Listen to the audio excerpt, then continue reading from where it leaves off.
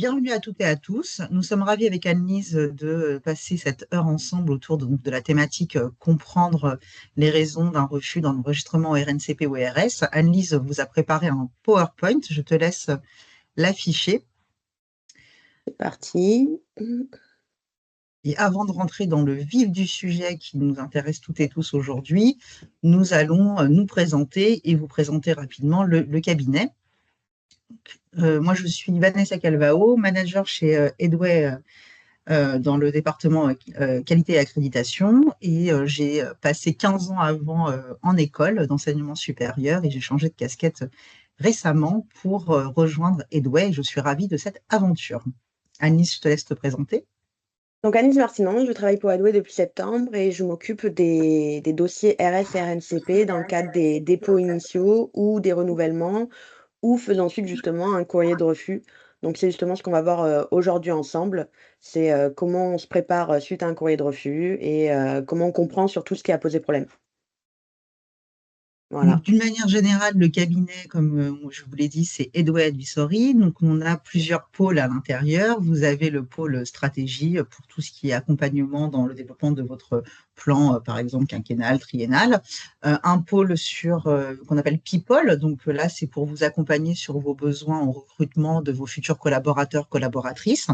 Un pôle information et data, donc où on a notamment une newsletter et j'espère que certains d'entre vous, j'espère que tout le monde est abonné à la newsletter de Edway, qui est une mine d'informations publiée chaque vendredi.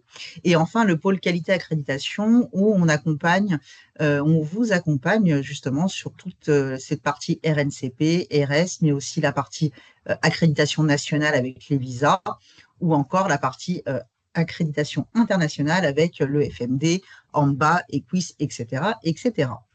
Mais rentrons sans plus attendre dans le vif du sujet de notre webinaire de ce jour. Ce que je vous propose, donc le PowerPoint d'Annelise étant très complet, il y aura forcément des questions. Si ça vous convient, je vous laisse les poser dans le chat.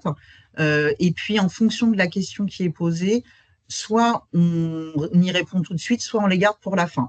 Pareil, hein, n'hésitez pas à prendre la parole s'il y a quelque chose qui n'est pas clair. Hein, c'est l'objectif aussi aujourd'hui. Donc, allons-y si c'est bon pour tout le monde. Comprendre les attentes de France Compétences. Donc, déjà, pour comprendre les attentes de France Compétences, alors, attendez, il y a encore des gens qui arrivent. Hop. Il faut déjà comprendre quels sont les critères. Donc, pour rappel, on en a 6 attendus au répertoire spécifique. Alors, je ne vous les détaille pas, on vous les a rappelés ici et on rentrera après dans le détail. Et 8 pour le RNCP. Donc, une fois qu'on a dit ça, l'intérêt, c'est de voir qu'est-ce qui ne va pas quand on a un refus et qu'est-ce qui n'a pas été respecté. Donc, pour que ce soit le plus parlant possible pour vous, Annelise vous a choisi des extraits de refus de cours qu'on a dans les courriers de France Compétences. Alors, je vous rassure, ce ne sont pas des refus suite à des dépôts faits par Edway. Ce sont des refus qu'on a récupérés et anonymisés, bien sûr, suite à nos clients qui nous ont sollicités pour les accompagner sur un nouveau dépôt. Donc, on a fait un petit panel, comme ça, c'est du concret, on part de la réalité et on vous explique ce qui aurait dû être fait. Je te passe la parole, Annelise. Allez, c'est parti. Allez. Donc, c'est sûr que quand on a déposé un dossier au RS ou au RNCP, qu'on a attendu 7 mois et qu'on se prend une lettre un peu lapidaire, on est forcément déçu. Et souvent, on ne comprend pas trop pourquoi, c'est du jargon, c'est pas très clair. Alors, sachez déjà que quand vous avez un refus, vous avez le droit de solliciter un entretien avec l'instructeur qui a été en charge de votre dossier. Et souvent, c'est cet échange avec l'instructeur qui va vous éclairer sur ce qui a posé problème dans votre dossier de manière concrète. Nous, ce qu'on va voir, c'est quand même des choses qui reviennent régulièrement et qui sont des erreurs à ne pas commettre pour éviter ce type de refus. Mais voilà, le conseil que je vous donne, c'est que dans tous les cas, si vous avez un refus, il faut faire un entretien avec l'instructeur. Le but de cet entretien, c'est pas d'obtenir des conseils. D'ailleurs, il mettra des limites très claires là-dessus. C'est vraiment juste de manière factuelle de comprendre chaque point qui a posé problème pour que vous puissiez les corriger. Parce qu'un refus, ça n'est pas une fin en soi. Il est tout à fait possible d'obtenir une validation à la suite d'un redépôt. Récemment, on a accompagné une école qui avait été refusée au niveau de 3 RNCP, enfin d'un RNCP, On a eu la stratégie de le diviser en 3, ça a été validé en seulement 2 mois. Donc voilà, c'est des choses qui sont tout à fait possibles quand on comprend bien ce qui a posé problème pour corriger de manière fine. Donc je vais y aller, critère par critère, pour que voilà, vous voyez un petit peu concrètement ce qu'on peut voir dans les courriers de refus. Si vous avez des questions, n'hésitez pas à les poser en commentaire. Donc, je vais alterner RNCP-RS, de manière assez logique. Donc au niveau du RNCP, je vous rappelle que vous devez présenter 2 promotions sur 2 années civiles différentes. Ces promotions doivent faire l'objet d'une analyse dans un tableau d'insertion qui est fourni par France Compétences et dans ce tableau, justement, il faut être suffisamment précis dans les informations qu'on transmet. Sinon, on a ce type de refus, donc je vais les lire. Alors le premier refus nous dit: «L'analyse du placement des titulaires conclut à une démonstration insuffisante en matière d'atteinte d'une cible métier». Donc, pour rappel, quand on dépose un RNCP, on dépose un métier. Ça peut être un ensemble de métiers si on est vraiment suffisamment proche, par exemple, responsable commercial, directeur commercial, responsable export, ça peut faire partie d'un même titre, mais il faut qu'il y ait quand même une logique et une unicité. Si on a des métiers qui sont trop diversifiés dans l'insertion professionnelle, qui n'ont pas assez de rapport entre eux, bah, forcément, on fait l'objet d'un refus. Donc n'oubliez pas, avant de déposer un titre au RNCP, de faire vraiment une étude de faisabilité à partir de votre insertion professionnelle pour valider que celle-ci est cohérente par rapport à ce que vous envisagez de déposer. Et d'impact en matière d'accès retour à l'emploi. Donc, le but d'un RNCP, c'est justement de permettre derrière d'avoir un emploi. Donc, si vous avez des personnes qui font votre certification, mais qui derrière poursuivent toutes leurs études, là aussi, c'est problématique, puisque le but de votre RNCP, la démonstration que vous devez faire, c'est que ça a permis de trouver un emploi ou de se reconvertir, ou voilà. Mais il va falloir démontrer qu'il y a une employabilité à l'issue de l'obtention du RNCP. Je poursuis, le manque de fiabilité des données d'insertion ainsi que l'authenticité du procès-verbal ne permet pas d'analyser les données d'insertion. Donc attention, en même temps que vous fournissez le tableau d'insertion, vous fournissez les PV de jury. Si ces PV ne correspondent pas au tableau d'insertion, là aussi c'est une erreur, vous serez épinglé et vous serez mis en défaut par France Compétences. Donc il est important d'avoir une correspondance parfaite entre les PV de jury et le tableau d'insertion que vous présentez. De même, faites attention à la véracité des données que vous saisissez à l'intérieur. Je vous rappelle que France Compétences, c'est le ministère du Travail. Donc, ils ont les moyens de vérifier ce que vous communiquez à l'intérieur de vos tableaux. Si vous mentez sur les salaires, si vous renommez les emplois, eux, ils vont faire des vérifications derrière. Ils ne vont pas juste prendre votre tableau pour argent comptant. Et petite confidence, c'est la première chose qui est analysée par France Compétences. C'est-à-dire que si dans votre tableau, les données ne sont pas justes, ils ont un doute, ils ne vont pas aller fouiller dans le détail et porter une grande attention au reste de vos documents. Donc, il faut vraiment que ce critère numéro 1, vous fassiez très attention à la véracité et à l'exhaustivité des données que vous mettez dans votre tableau d'insertion. Je poursuis. Donc sur les critères 1 et 2, la note d'opportunité témoigne d'un manque de délimitation du projet. Les types d'emplois accessibles sont trop différents pour attester de la cohérence du dispositif. Les données de suivi des titulaires témoignent d'une insertion très hétérogène en matière d'emploi et de débouchés, ce qui interroge sur la pertinence de maintenir une certification unique. Donc là, il faut faire attention parce qu'il y a plein de stratégies différentes. Donc là, on est notamment dans le cadre d'un renouvellement, donc attention puisque ce travail, on le fait à la fois sur un dépôt initial et un renouvellement. Quand vous avez une certification et donc vous avez votre tableau d'insertion, il faut arriver à démontrer que j'ai une unicité dans les métiers. Si jamais ce n'est pas le cas, il faut déterminer si, en fait, il y a plusieurs certifications qui se dessinent ou éventuellement une certification avec des blocs optionnels. Donc vraiment, c'est la première étape dans votre projet de dépôt ou de renouvellement, c'est l'analyse de l'insertion des titulaires. Quand vous faites cette analyse, vous devez déterminer du coup, est-ce que je pars sur une stratégie d'une certification unique, d'une certification à option ou de la division de ma certification en plusieurs certifications. Et donc vraiment, cette étape-là, il ne faut pas la louper, sinon vous allez forcément avoir un refus par rapport à ce premier critère. Ce qui est intéressant aussi, c'est l'analyse n'a pas permis de démontrer la plus-value de la certification, notamment au regard de l'origine des titulaires. Donc, il y en a certains d'entre vous qui vont être sur de la formation initiale d'un public étudiant. Donc là, la question ne se pose pas, c'est derrière, est-ce qu'ils ont trouvé un boulot ou est-ce qu'ils sont en poursuite d'études et je dois limiter le fait qu'ils soient en poursuite d'études. Par contre, si par exemple vous faites de la formation continue qui s'adresse à un public de professionnels, je peux avoir quelqu'un qui est déjà directeur commercial et qui veut obtenir ma certification RNCP. La logique serait qu'il fasse une VAE. Il y en a qui passent quand même par la formation continue. Quand ils passent par la formation continue et qu'on a ce public de professionnels, vous devez démontrer aussi la plus-value de la certification. Donc, quand dans le tableau, j'ai un profil équivalent, enfin, avant la certification et après la certification, à 6 mois et à 2 ans, le même métier, bah, il faut démontrer qu'il y a peut-être eu une augmentation de salaire. Ou alors, c'est peut-être dans ces cas-là que c'est intéressant de faire témoigner la personne dans un courrier de témoignage pour que justement, elle explique ce que ça lui a apporté dans sa vie professionnelle en termes de compétences, de mobilisation du référentiel, etc. Voilà pour le critère numéro 1 au niveau du RNCP. Donc, une petite slide récapitulative. Donc, les bonnes pratiques à retenir. On analyse bien l'insertion des candidats sur 2 promotions de manière exhaustive. On ne va pas regarder un tout petit échantillon qui ne serait pas représentatif. Voilà, vraiment, plus vous serez précis, mieux c'est. En vérifiant la fiabilité des données. On va justifier la cohérence d'une certification commune ou alors on va la séparer ou éventuellement prévoir des options pour justement expliquer la cohérence par rapport à notre insertion professionnelle. Et on va démontrer la plus-value de la certification pour les professionnels qui étaient déjà en activité, notamment par le biais de courrier de témoignage. Donc je continue, hein, n'hésitez pas, hein, si vous Alors, avez des je questions. ne sais pas si vous avez des questions sur ce premier critère et si vous voulez intervenir de suite.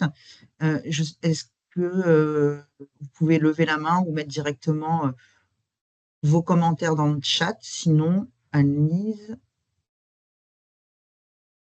pas de questions, donc c'est que c'est très Nickel. clair. Je te laisse poursuivre. Allez, nickel. Donc, le deuxième critère qu'on va voir ensemble, aura-t-on le support? Je pense que c'est négociable, Blandine. Au niveau du répertoire spécifique, c'est, l'adéquation des connaissances et compétences visées par rapport aux besoins du marché du travail. Donc quand je vise un répertoire spécifique, je rappelle un petit peu la différence entre les 2. Le répertoire spécifique, je m'adresse à un public de professionnels où on va développer des compétences qui sont transversales ou complémentaires à un métier. Le RNCP, c'est quand je veux enregistrer un métier dans sa globalité. Donc déjà, ça, c'est très important de faire la différence entre les 2.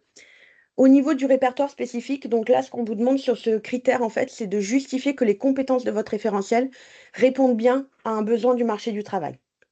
Donc, en gros, le document qui va venir étayer ça, c'est la fameuse note d'opportunité et valeur d'usage qu'on joint à toute demande de certification au répertoire spécifique. Là, dans le courrier de refus, les différents problèmes évoqués sont l'adéquation des connaissances et compétences visées par rapport aux besoins du marché du travail n'est pas démontrée. Donc là, en fait, ce qu'on veut, que vous démontriez quand vous déposez une certification répertoire spécifique, c'est qu'il y a un vrai besoin sur le marché du travail, en concernant ces compétences. Donc pour ça, vous allez être obligé d'étudier les évolutions sectorielles et économiques du marché pour justifier, voilà, qu'il y a quelque chose qui a changé, une évolution qui nécessite de valider ces compétences-là. Vous allez aussi faire une analyse des offres d'emploi pour justifier que ces compétences sont bien recherchées dans les offres d'emploi par les recruteurs. Vous pouvez également joindre des courriers ou des documents élaborés par les recruteurs pour justifier que ces compétences sont bien recherchées. Et du coup, il doit y avoir une correspondance parfaite entre votre argumentaire et le référentiel que vous présentez pour justifier que vous répondez à un besoin du marché. Si ce n'est pas le cas, vous allez avoir cette petite phrase bateau qu'on peut retrouver dans plein de courriers de refus. La complémentarité des compétences n'est pas attestée. Donc, quand je dépose un répertoire au répertoire spécifique, je dois déposer un ensemble cohérent de compétences, c'est-à-dire, qui ont un lien, qui ont une visée ensemble. Heu, Par exemple, si mon RS global, c'est, réaliser un diagnostic, environnemental, je dois avoir dedans toutes les compétences qui permettent de réaliser un diagnostic environnemental. Si je fais un référentiel où finalement je mets 5-6 compétences, pêle-mêle parce que j'avais envie de mettre un peu toutes mes formations dedans et puis voilà, ça a pas de cohérence globale, on va avoir ce type de commentaire. Il faut vraiment penser ça comme, presque l'équivalent d'un bloc de compétences au RNCP. On doit avoir une unicité, on doit avoir une cohérence, une logique entre toutes ces compétences qu'on présente. la valeur d'usage n'est pas suffisamment étayée. Donc, au niveau de la démonstration qu'on va faire, donc on fait une note d'opportunité. Cette note d'opportunité, elle comprend une partie qu'on appelle valeur d'usage. Dans la note d'opportunité, je dois présenter quelle est l'opportunité à laquelle je réponds et pourquoi ma certification, elle est légitime. Et dans la valeur d'usage, je dois présenter pourquoi moi, je suis légitime en tant que certificateur. Donc, autant au RS, il n'y a pas la même obligation que pour le RNCP, c'est-à-dire d'avoir les 2 promotions sur 2 années civiles différentes avec une insertion professionnelle, etc. Autant sur le RS, il va quand même falloir démontrer que les personnes que j'ai formées, certifiées, en tout cas maison au début, puisque la certification n'est pas reconnue, il y a vraiment une plus-value pour elles professionnellement. Comment je fais ça? Bah, vous pouvez faire une enquête de professionnalisation auprès de vos anciens apprenants pour démontrer ce que ça leur a apporté dans leur vie professionnelle. Est-ce que ça leur a permis d'avoir une augmentation, une promotion, d'évoluer dans leur mission? Et tout ça, on peut en sortir des statistiques et démontrer déjà une première partie de sa valeur d'usage de cette manière.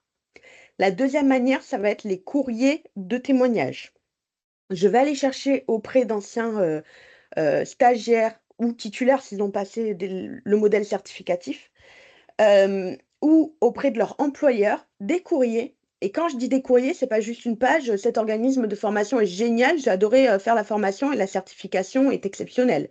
Non, ça n'apportera rien d'important, pour France Compétences, enfin, ils s'en foutent un peu. Je parle d'un courrier où vraiment on va détailler comment on utilise les compétences dans sa carrière professionnelle, dans ses missions au quotidien, avec des exemples précis. Donc plus votre courrier va être détaillé, plus il sera qualitatif, mieux ce sera pour France Compétences. Donc ça, c'est au niveau des courriers de témoignage. Et je poursuis, le public et les prérequis sont insuffisamment délimités. Donc ça, c'est, dans énormément de dossiers qu'on a ça. Pourquoi? Beh, quand on dépose une certification RS, on est un petit peu en mode: «C'est utile pour tout le monde». Ah non, c'est pas utile pour tout le monde, c'est répertoire spécifique. Ça doit être spécifique à un ou plusieurs métiers qui sont visés par la certification. Si on a une certification en communication digitale, à qui elle s'adresse? Est-ce qu'elle s'adresse à des chefs d'entreprise? On va pas aller s'adresser aux personnes dont c'est le métier déjà. On va aller s'adresser à un public qui a besoin de développer ces compétences-là. Donc ça, c'est très, très important avant même de déposer, de se poser sur qui je cible. Si votre cible n'est pas assez précise, c'est aller droit dans le mur dans le cadre du dépôt d'un RS. Voilà pour ce critère. Je vais aussi parler des courriers de soutien. Donc là, moi, j'ai parlé des courriers de témoignage. Donc les témoignages, c'est les anciens titulaires ou leur employeur. Et les courriers de soutien, ça serait des institutionnels, collectifs, associations, organisations qui soutiennent votre projet. Et là, on n'est pas sur du témoignage parce qu'ils vont pas témoigner de la certification, ils l'ont pas passée, ils n'ont pas été formés par vous. Mais en fait, ils vont parler du marché du travail, des besoins qu'ils constatent et justement vous adressez un courrier en ce sens en disant: «Au regard des marchés du marché, au regard, des évolutions notamment par rapport à l'intelligence artificielle, je ne sais quoi, nous soutenons ce projet qui a tout à fait sa place». Donc c'est des courriers qui sont plus succincts, mais là aussi attention à être suffisamment précis pour qu'il ait de la valeur. Alors je vois qu'il y a eu une question: «Comment France Compétences vérifie-t-il l'employabilité des titulaires de la certification?»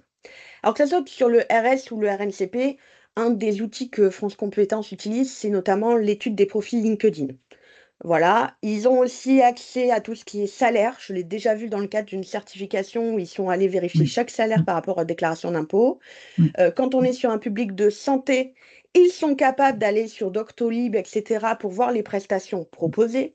Donc attention, il y a vraiment une analyse fine des données, surtout sur le RNCP, mais potentiellement sur le RS par rapport à ce que vous allez avancer dans votre valeur d'usage.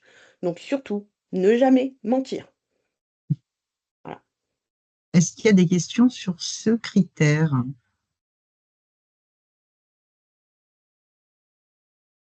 de rien.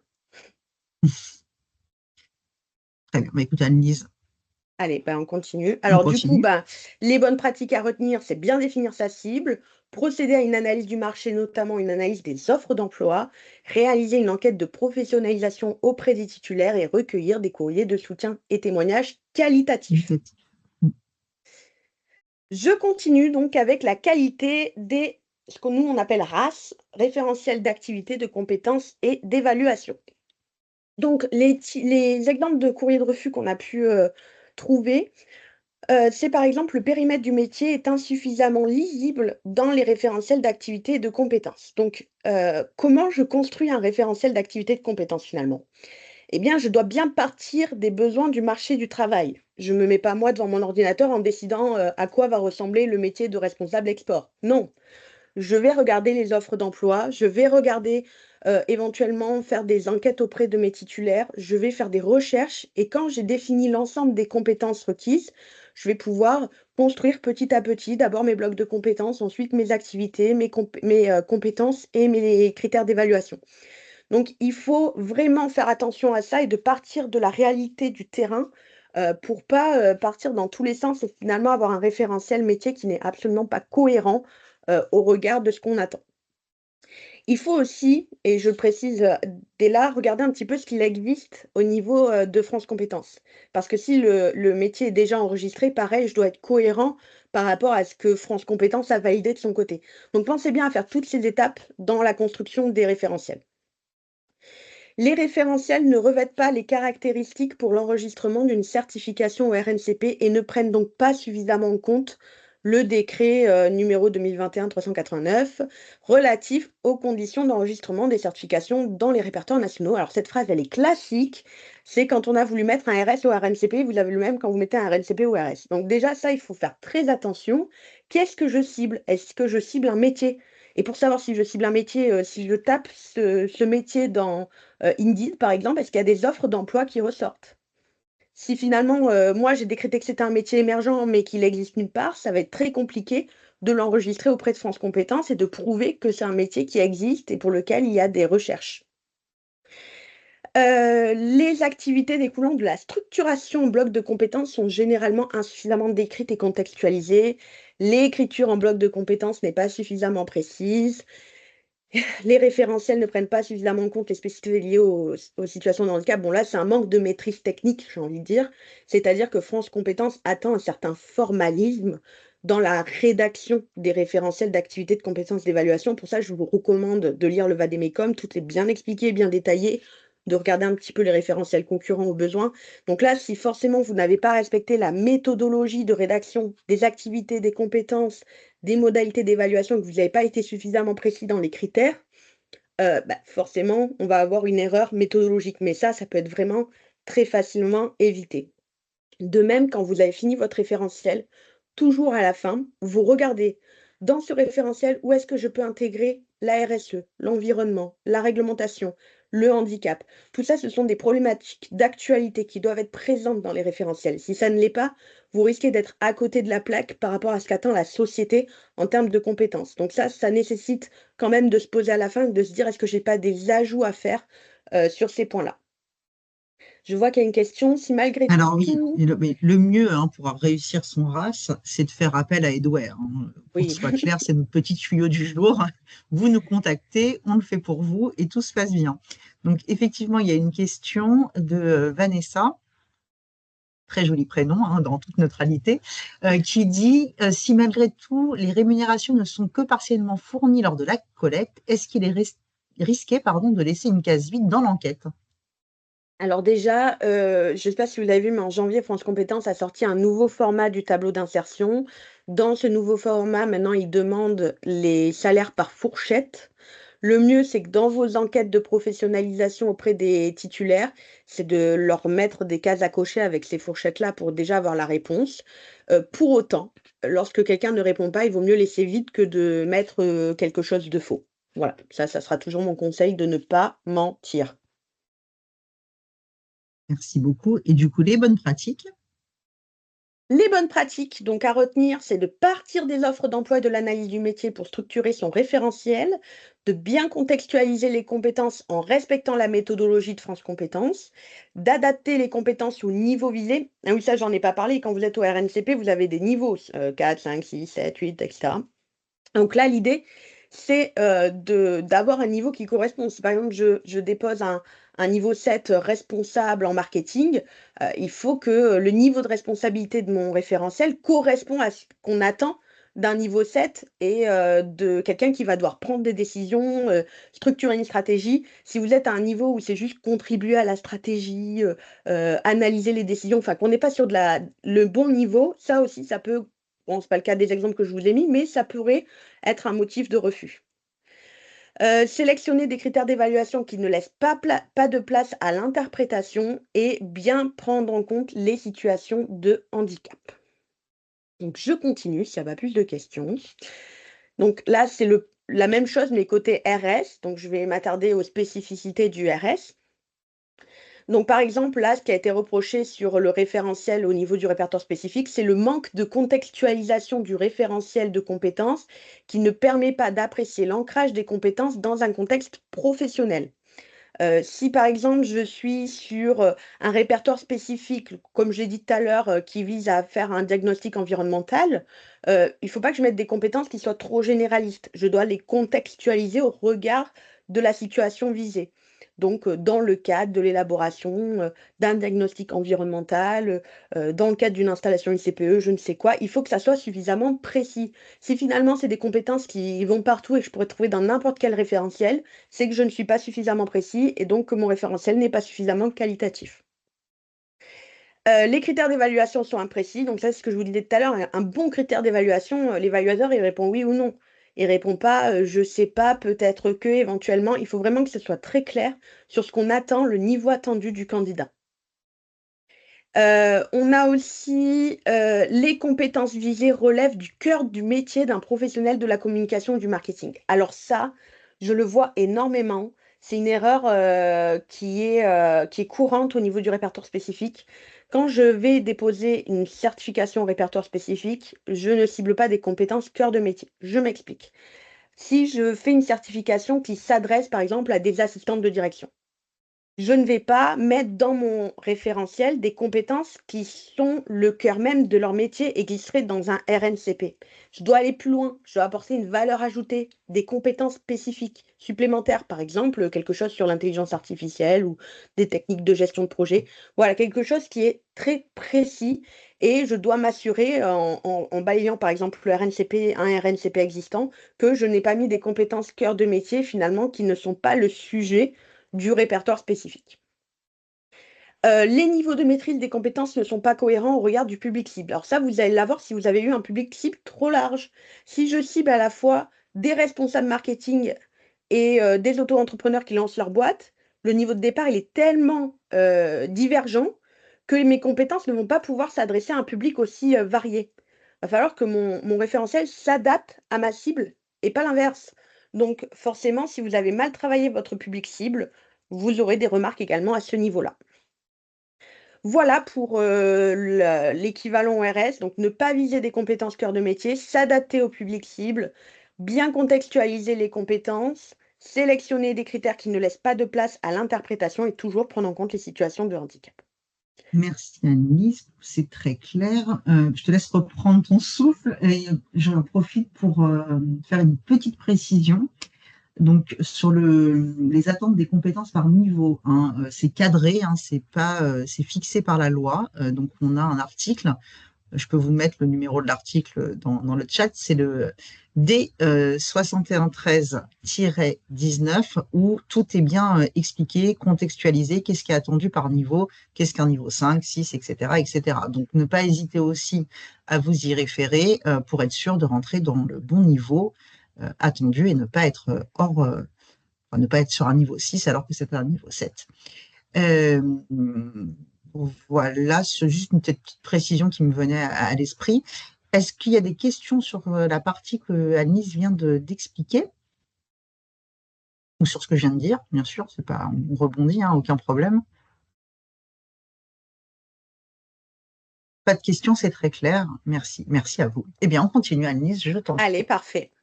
Donc je continue mes petits critères là, de France Compétences. Donc là, on est sur le critère de la mise en place des procédures de contrôle. Donc ça, que ça soit finalement au RS, au RNCP, c'est pas le même numéro de critère, mais c'est le même critère. Donc on doit mettre en place des procédures de contrôle pour s'assurer que notre certification va se dérouler dans de bonnes conditions, que le système permet une égalité entre tous les candidats, etc. Donc là, vous allez avoir, ça dépend, les dossiers, des règlements de certification, assurance qualité, règlement d'évaluation, peu importe le nom que vous le donnez. Mais l'idée, c'est d'avoir quelque chose qui établit bien comment va se passer la certification, comment je m'inscris, comment je convoque le candidat, quelles sont les différentes étapes, qu'est-ce qu'on fait pour prévenir la fraude, comment on adapte aux situations de handicap, comment je sélectionne mon jury, comment il intervient. Donc il faut que tout ça, ça soit très détaillé et qu'il n'y ait pas de place, encore une fois, à l'interprétation. Pour France Compétences, en cas de doute, il n'y a pas de doute, hein, c'est un refus. Bon, pas chercher midi à 14h, c'est pas vos copains. Donc si jamais ça ne va pas et c'est pas suffisamment clair, ils sont capables de prononcer un refus pour vraiment pas grand-chose. Donc au niveau du critère 3, là, ce qui a été reproché, c'est la mise en place de procédures de contrôle des modalités d'organisation des épreuves d'évaluation qui sont insuffisamment décrites.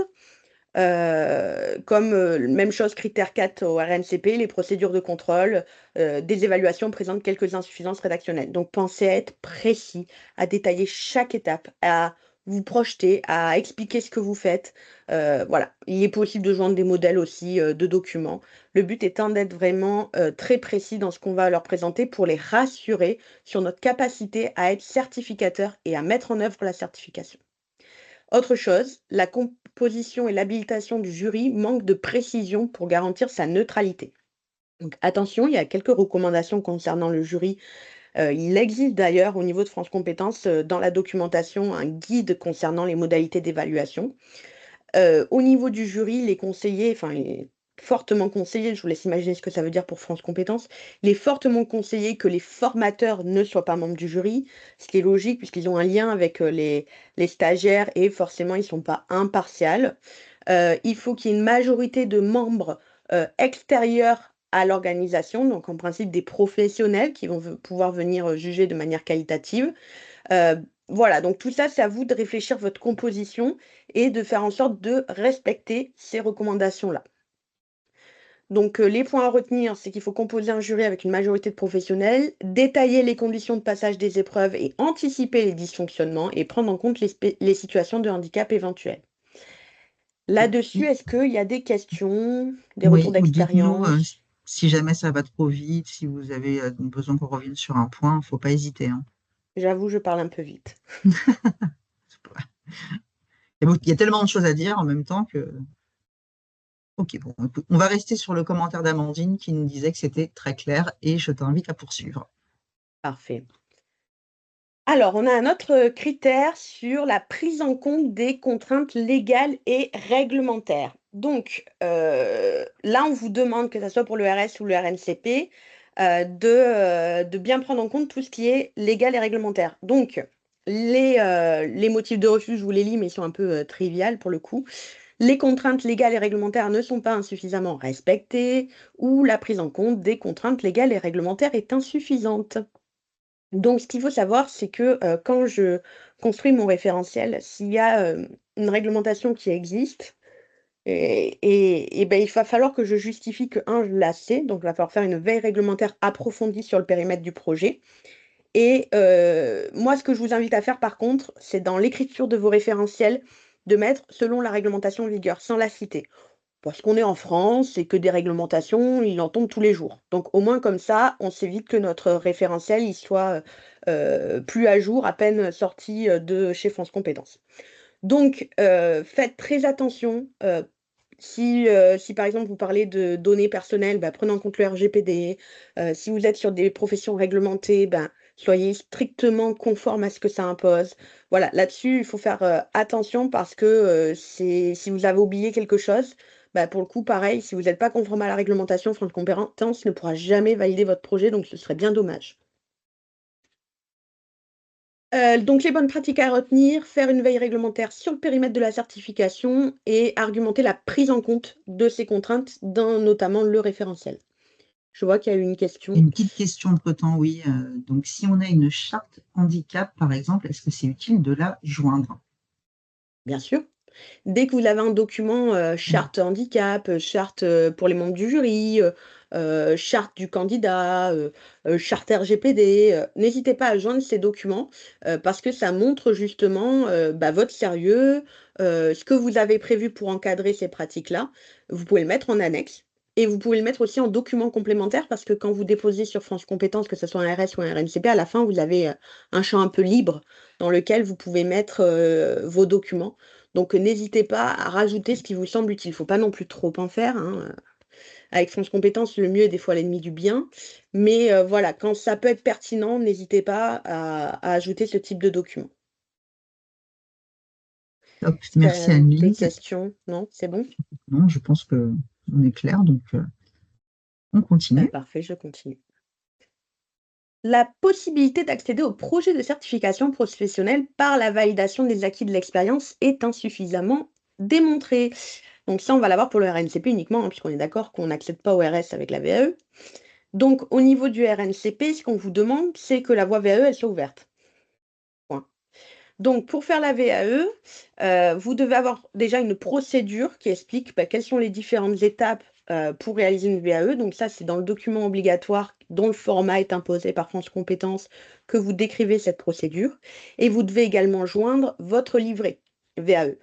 Des livrets VAE, vous en trouverez des modèles à l'appel sur Internet, mais là, ce qu'on vous demande, c'est d'avoir le vôtre. Donc n'oubliez pas de le personnaliser, que ça soit cohérent avec votre référentiel et de montrer que vous vous êtes vraiment approprié cette démarche, que vous la permettez et que c'est vraiment quelque chose qui est possible au sein de votre organisation.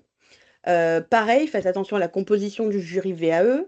50% de salariés, 50% d'employeurs. Il faut absolument que vous respectiez toutes les obligations légales en matière de VAE pour déposer un dossier. Sinon, là, pareil, critère numéro 6, ce sera systématique et vous aurez une remarque. Alors, il arrive que des fois, ça ne soit pas un refus, mais plutôt une remarque. Ça aussi, si j'attire votre attention, quand votre dossier est accepté, vous avez un courrier qui est joint avec. Et dans ce courrier qui est joint avec, vous avez des recommandations. Alors, encore une fois, recommandation avec France Compétences, ça veut dire obligation. Donc, vous devez les mettre en place aussi. Donc, même quand le dossier est accepté, on ne se repose pas sur ses lauriers, on va voir le petit courrier et on fait en sorte de respecter ce qui est indiqué. Parce que des fois, ils peuvent passer le dossier en disant attention, dans votre livret, il faut corriger ça. Et si finalement vous ne l'avez pas fait, ben, vous n'êtes pas conforme. Voilà pour le livret VAE. Donc, en résumé, composer un jury VAE selon les obligations réglementaires, fournir un livret VAE personnalisé et détailler la procédure dans le document obligatoire. Toujours pas de questions? Toujours pas de questions. C'est exactement ce que j'allais dire. Toujours pas de questions. Vous pouvez lever la main directement hein, si vous souhaitez, pour ceux qui sont calmes. Top. Eh bien, écoute, Annelise, critère suivant. Eh bien, on continue. Donc, critère numéro 7, là, on est sur, on revient par rapport au référentiel sur la structuration en blocs de compétences. Donc, je rappelle, donc les blocs de compétences, c'est que le RNCP par le répertoire spécifique. On a donc notre référentiel, on a toutes nos compétences qui sont réparties dans des blocs de compétences un peu par famille et par logique. Donc, les problèmes qu'on peut avoir sur les blocs de compétences, c'est qu'on va des fois retrouver des compétences qui sont communes à plusieurs blocs. Donc là, attention, une compétence, elle appartient à un bloc, je ne peux pas la retrouver partout. Je vais vous parler, allez, je vous donne une anecdote.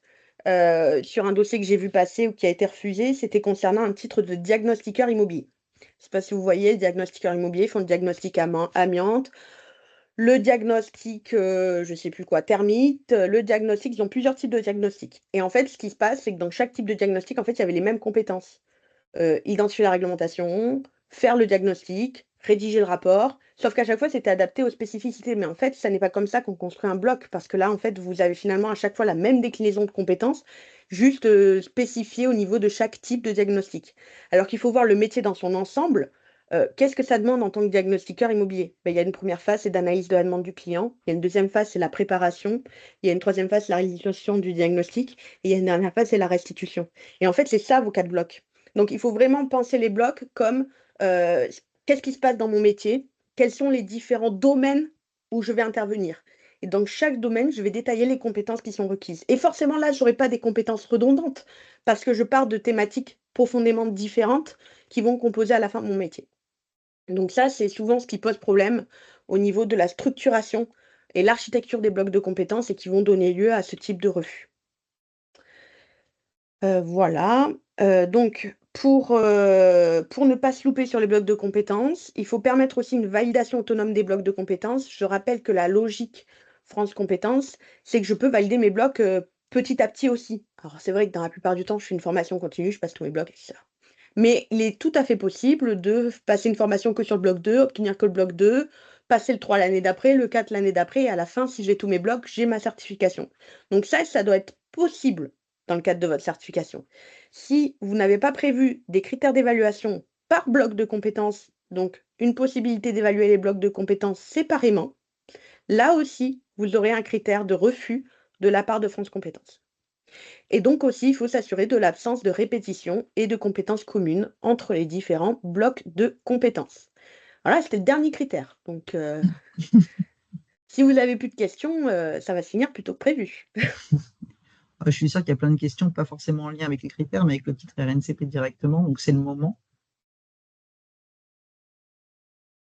Par chat ou directement en prenant la parole avec en activant votre micro.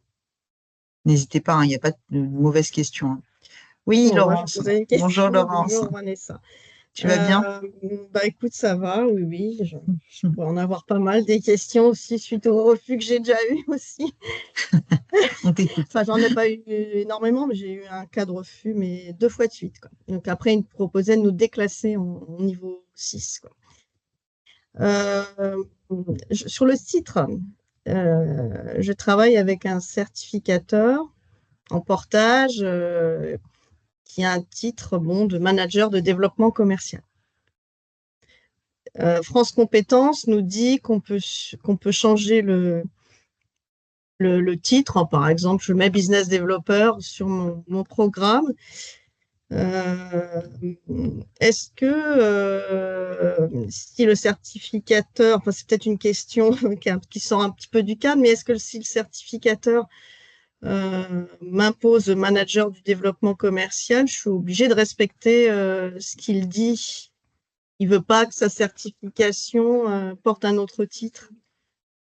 Alors, le problème, c'est que la certification, elle lui appartient. Et donc, quand Voilà. la certification nous appartient, eh ben, on décide un petit peu ce qu'on veut. Donc, au niveau des conventions de partenariat, on peut imposer effectivement un titre, un nombre d'heures, un tarif, Voilà. je l'ai déjà vu, voilà. C'est un peu le problème quand on est partenaire, bah, du coup, on n'est pas décisionnaire. D'accord. Donc, c'est Voilà. le certificateur un peu qui C'est le fait la loi, même certificateur si qui fait la France loi. Compétences. D'accord. Ok. Voilà. C'est le problème, c'est que vous signez avec lui une convention, donc ça vous engage à respecter ce que lui vous a imposé. Ok. Le handicap, c'est toujours obligatoire dans les référentiels. Oui, Ok. tout à fait. Merci. Merci. Alors, une autre question sur l'analyse des correspondances. Quelle utilisation en fait France Compétences? Quelle bonne pratique recommandez-vous pour la méthode? C'est vrai qu'il y a pas forcément j'ai pas vu passer beaucoup de refus par rapport à ça. Donc déjà, pareil depuis janvier, il y a eu un petit peu des modifications. Donc maintenant, vous devez déclarer s'il y a une correspondance et uniquement s'il y a une correspondance, vous avez un document à remplir que vous pouvez télécharger directement sur la plateforme. Moi, ce que je recommande, c'est d'être honnête, c'est-à-dire que si, un de vos blocs est équivalent à un bloc d'une autre certification, bah, il faut les reconnaître comme équivalents. Sinon, faut l'argumenter, c'est-à-dire il faut dire, bah, au regard de, je sais pas, de cette notion que j'ai rajoutée moi et qui est absente, chez mon concurrent, je ne peux pas conclure à une équivalence, bloc à bloc et si vous avez aucun bloc équivalent, il y a donc pas de correspondance. Si vous avez au moins un bloc équivalent, on est sur une correspondance partielle et notamment sur les métiers réglementés, bah, on a des correspondances totales entre les différentes certifications puisque, bah, elles répondent toutes au même problème. Donc les bonnes pratiques que je recommande, voilà, c'est de bien passer en revue bloc à bloc, dans le document, vous avez un argumentaire. Vous pouvez d'ailleurs, si vous l'avez le document, vous pouvez le joindre en pièce complémentaire s'il n'y a pas de correspondance, pour justement justifier qu'il n'y a pas de correspondance et que vous avez fait ce travail d'analyse. Ça paye pas de mine, vous pouvez le faire. Donc ça, c'est important de vraiment, faire un benchmark des certifications qui peuvent être équivalentes et aussi vous pouvez regarder, alors pas sur des blocs trop généralistes, mais ça peut être intéressant dans certains cas de regarder si un de mes blocs est pas équivalent à un répertoire spécifique. Ça aussi, c'est possible. Je sais pas si j'ai répondu à la question. Pas hésiter, hein, s'il y a autre chose.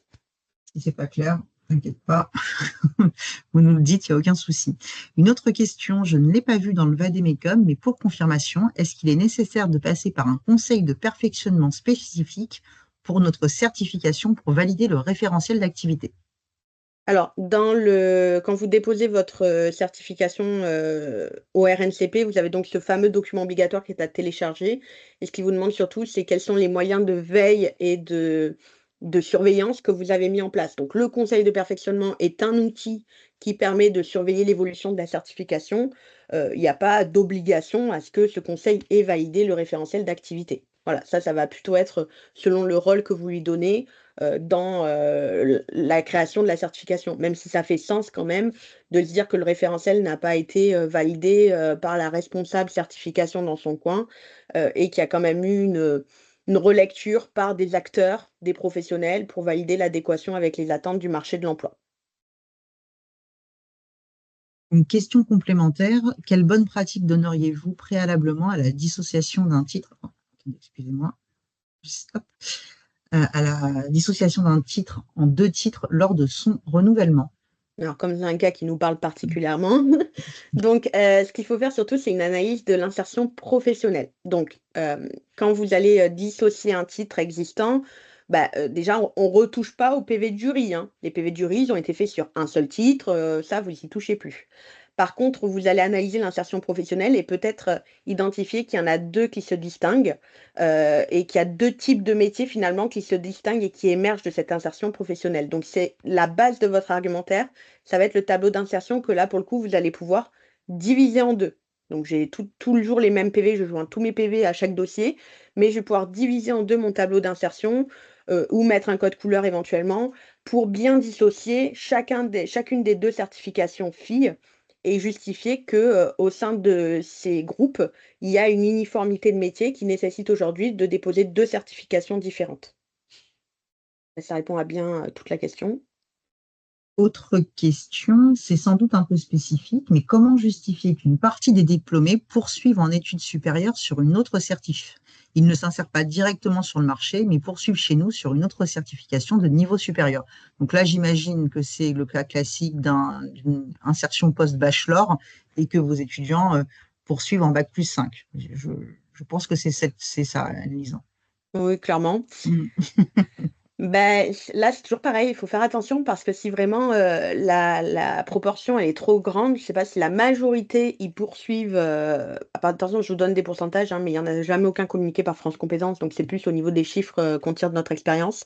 Si on a la majorité qui sont en poursuite d'études, ça peut être problématique parce que ça veut dire ma certification, finalement, elle ne nous permet pas de travailler. Donc ça peut poser problème. Donc une solution, ça peut être aussi de développer la formation continue ou la VAE pour avoir justement aussi des chiffres qui sont directs au niveau de l'insertion professionnelle et qui vont compenser ce phénomène-là. Mais on peut toujours argumenter, hein, mais effectivement, il y a des chances que ça puisse poser problème au niveau de France Compétences puisqu'on n'arrivera pas à démontrer l'insertion professionnelle post-certification. Je ne sais pas si tu veux compléter, Vanessa. Non, c'est très clair. Autre Allez, non, parfait. c'est très clair. Tu maîtrises parfaitement ton sujet. Comment peut-on ajouter un code NSF suite à un partenariat qui a introduit une cohorte liée à un code absent initialement de la fiche, exemple avec la banque assurance? On sent le vécu. Ouais, c'est très précis comme question. À ma connaissance, on ne peut pas modifier les codes NSF une fois que la fiche a été validée par France Compétences. Je ne sais pas si tu as un retour différent, toi, de ton côté, Non, mais il me pour moi, semble qu'on ne peut pas toucher à ça. c'est lors du renouvellement que vous pourrez Par contre, le oui, spécifier, mais vous pouvez vous le noter de côté, comme tous les Mm, changements que vous notez au cours de la vie mm, de votre certification. Et lors du renouvellement, qui pourrait mm. faire l'objet d'un prochain webinaire, vous allez devoir justement identifier tous les changements qui sont nécessaires, les argumenter. Donc ça peut être, voilà, j'ai rencontré ce cas de figure, ça a posé problème, donc j'ajoute ce code NSF. Voilà, par exemple. Mais il me semble qu'en cours de route, c'est pas possible. Vous pouvez toujours écrire à France Compétences.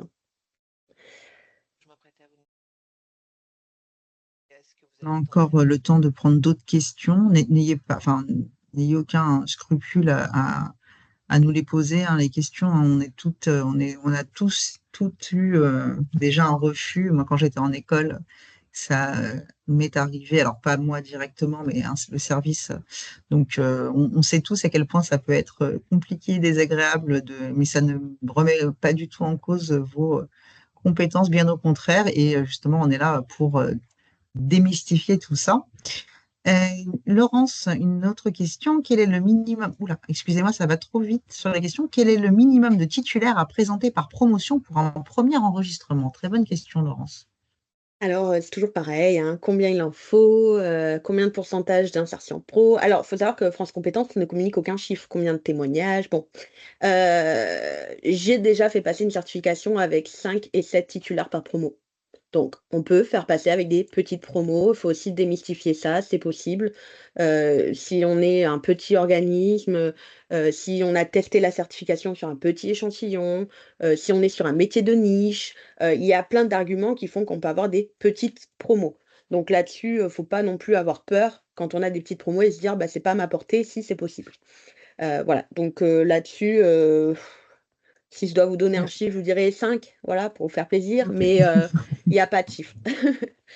J'ai une question Euh, complémentaire, c'est est-ce que vous avez vécu des cas où on peut, un ancien certificateur qui souhaite plus déposer, c'est marqué dans le vade-mecum, peut nous transmettre ses cohortes avec son accord? Alors j'ai pas connu le cas, mais en soi, Moi, j'ai vu un cas, il peut vous mettre comme co-certificateur dans, France co-certificateur. Compétences et quand il vous déclare comme co-certificateur sur le, système informatique de France Compétences, il peut ensuite, lui, se retirer. Donc ça, c'est des systèmes qui existent pour vendre les certifications et cetera et à ce moment-là, bah, vous récupérez tout, son accès et donc forcément, vous pouvez récupérer, ses données. C'est possible. Ok, merci. Vanessa, excusez-moi, je crois que vous avez essayé de prendre la parole. Vous m'entendez là ou pas? Alors, Faiblement, mais oui. faiblement, mais on va monter le Avec son. mon micro tout à l'heure. Attendez, Oui, là ça parfait. va mieux Parfait peut-être, là. voilà. Parfait, on vous entend parfaitement. Pardon, j'avais un problème de raccord. C'était pour compléter ma question sur NSF et vous demander si vous aviez tenté le recommander, parce que c'est ce que je m'apprête à faire. Je ne crois pas non plus qu'on puisse modifier en cours de route. Et sincèrement, j'ai jamais essayé.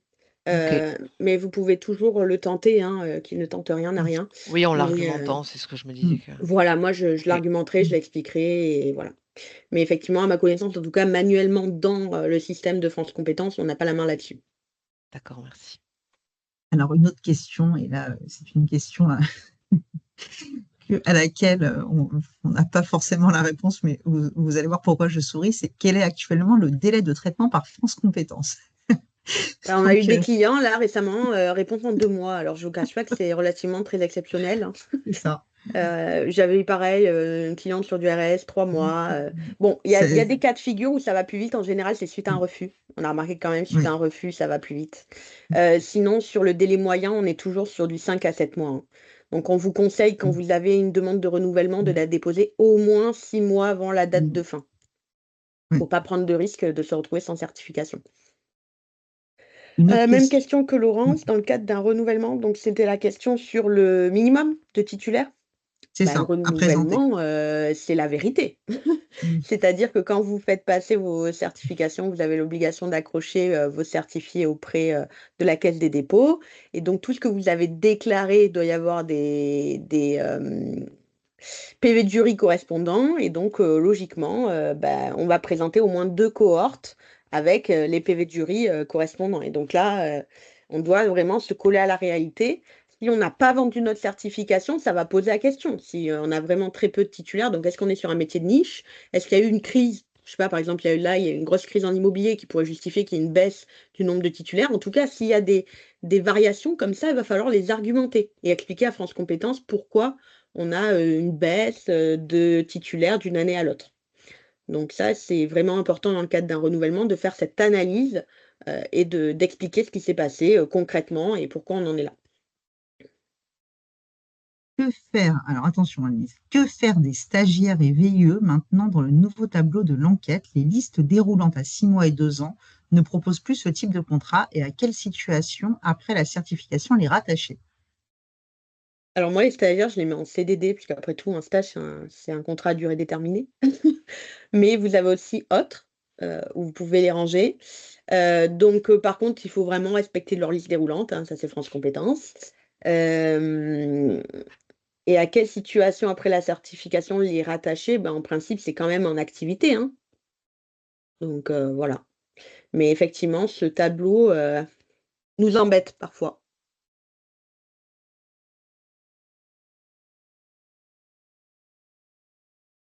On a encore le temps de répondre à quelques questions, ou remarques. Moi, j'ai une question justement pour ceux qui sont en freelance ou indépendants, je crois qu'ils mettent. Il y a les statuts, bien sûr, cadres, et des fois, on va pas mettre un statut, on met rien, là.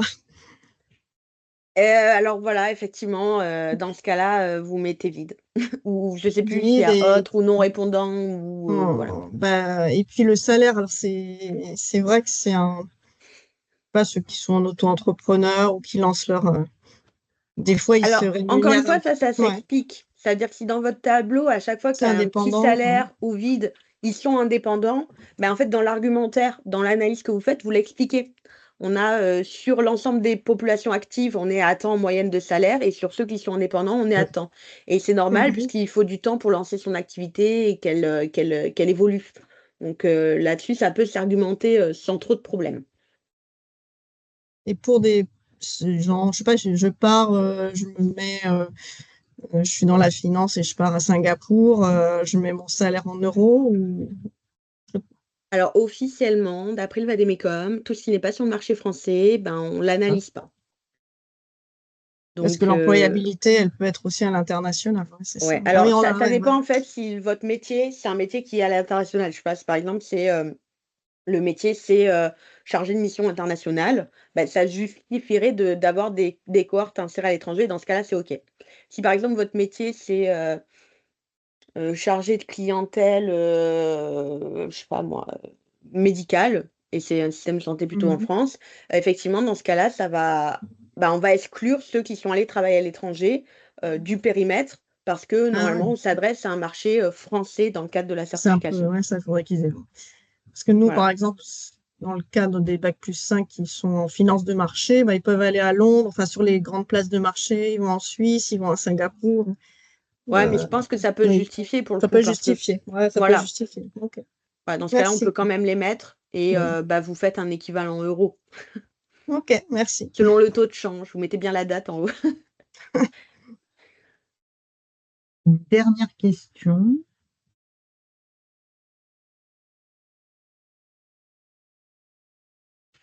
Ok.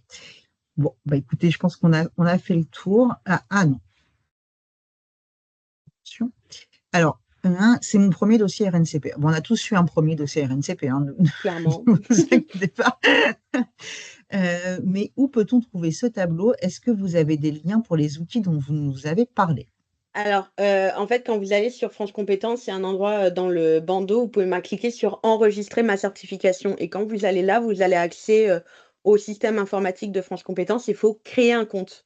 Donc là, il vous suffit avec, votre entreprise de créer un compte et quand vous avez créé ce compte, vous déclenchez, démarrez une demande d'enregistrement au RNCP. Vous saisissez n'importe quoi, hein, on s'en fout.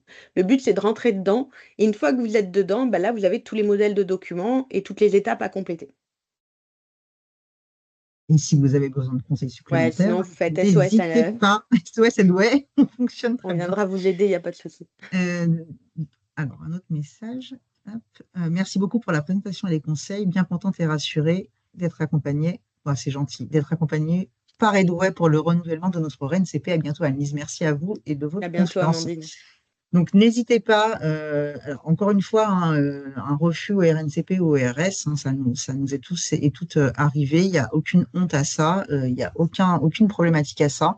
Notre accompagnement va de l'étude de faisabilité à l'écriture totale du dossier ou à la relecture du dossier. Donc, si vous avez besoin d'être rassuré juste sur la partie relecture, on peut aussi vous accompagner sur cette dimension-là.